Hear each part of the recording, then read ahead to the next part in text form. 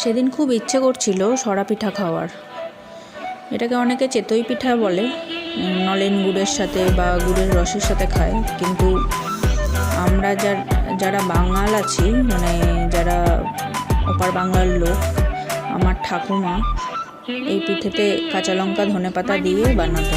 সেই থেকেই মুখে স্বাদ লেগে আছে।